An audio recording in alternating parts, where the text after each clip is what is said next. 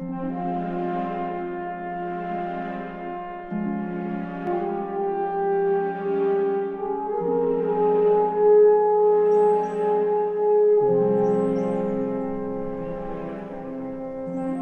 is powerful, yes. That much is clear. The Force surrounds him in a way I have never felt before. It swirls, unsettled, as if unsure whether to embrace him or recoil. But there is something beneath that power, a storm, not yet raging, but growing. I feel it more each day. The air changes when he walks into a room. The Force holds its breath. You're wrong. He's just a boy. A kind boy. He saved my life, my planet. And he didn't ask for anything in return.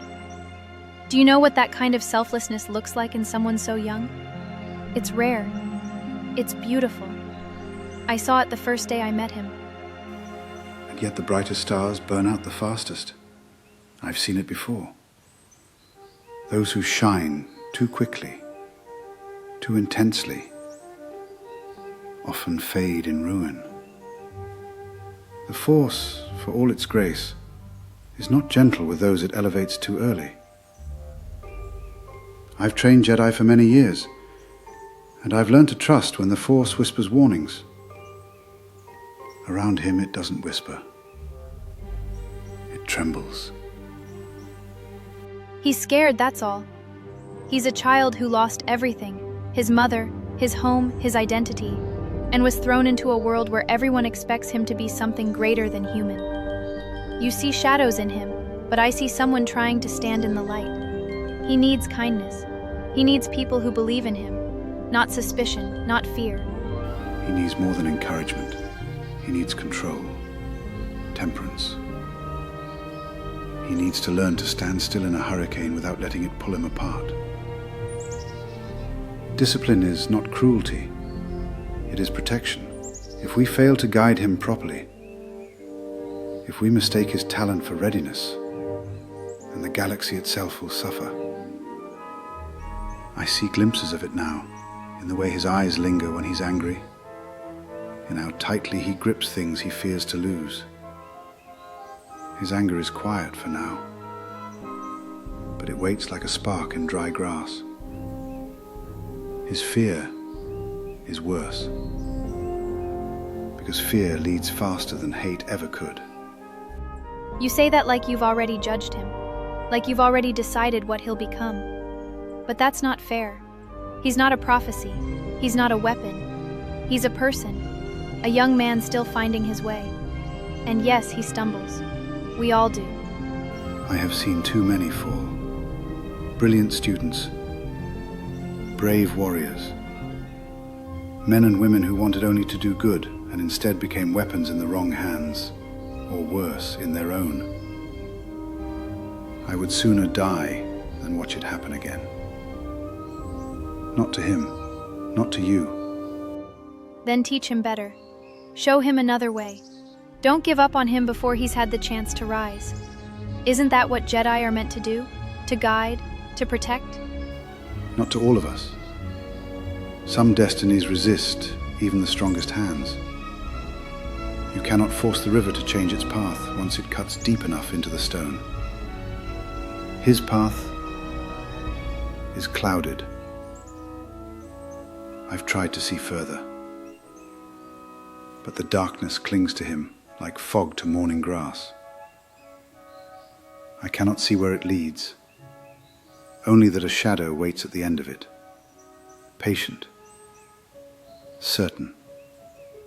Don't condemn him for the weight he never asked to carry. You're afraid of him? Or are you just afraid that he'll prove your fears right, and you'll have to admit you were wrong? I am not afraid of him.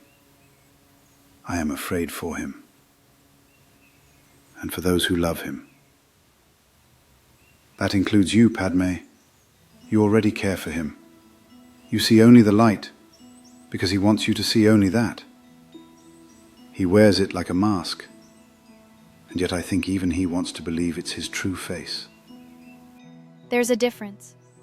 And if you truly believe he's walking toward the edge, wouldn't it make more sense to walk beside him, not push him closer? Because there is good, not hidden, not buried, right there, on the surface. He's gentle in ways the Jedi overlook. He sees people's pain. He feels it. That empathy, that's not weakness, that's strength.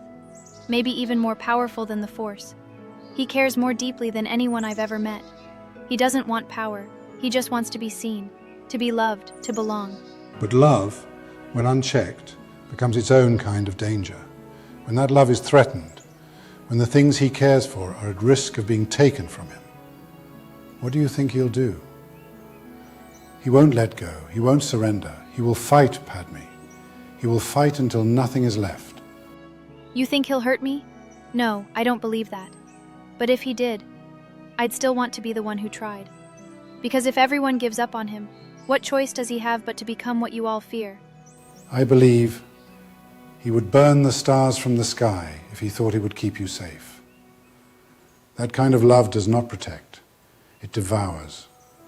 It rots from the inside out. It twists itself into righteousness until there's no truth left, only obsession, possession. You don't know him. You see a vision, a warning, a shadow, but I've seen his heart. He's not some danger waiting to explode. He's a boy who closes his eyes at night and dreams of his mother, of a home he lost, of a future where people stop looking at him like he's something broken. No, I do not hate him, but I do not ignore the Force when it speaks. And it is speaking loudly, not in words, but in a weight, a stillness, a sense of something pulling taut beneath the surface. It is not peace I feel when I meditate near him. It is a plea, a cry echoing through the current of time itself. He deserves a chance, not just because he's gifted or chosen or powerful, because he's human. Because if we turn our backs on him, if we choose fear over faith, then maybe we're the ones who failed, not him. Yes, he deserves the chance. Every soul does. But if we give him that chance blindly, without caution, without truth, then we are not offering salvation. We are setting fire to kindling. He is not ready, and we may not be ready for what he becomes. I won't turn away from him. I won't stop believing. I know what the galaxy thinks belief costs, but I've seen what it can save too. Be ready, Padmé. Be ready to see the whole of him, not just the parts that smile at you or speak kindly, because love will not shield you from what's coming. It never has. Only truth can do that.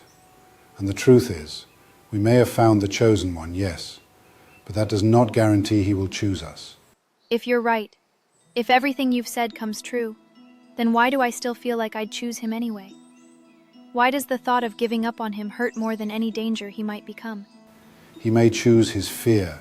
He may choose his love. And if the moment ever comes where he must choose between you and peace, I do not know which path he'll walk, but I fear I already know what he'll sacrifice, because the heart is stubborn, and his heart is a wildfire. His will is stronger than most I've seen, stronger than mine. I only hope yours survives what he becomes. He's not a monster. No, he's not a monster. Not yet. But if no one dares to speak the truth, one day even he won't recognize what he's become. He's not. And I won't let anyone decide that for him.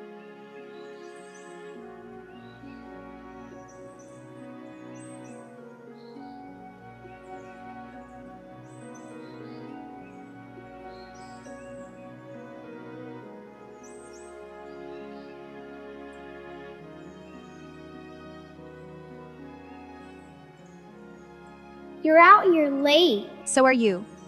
I spoke with Qui-Gon. He doesn't trust me. None of them do. Maybe they're just afraid.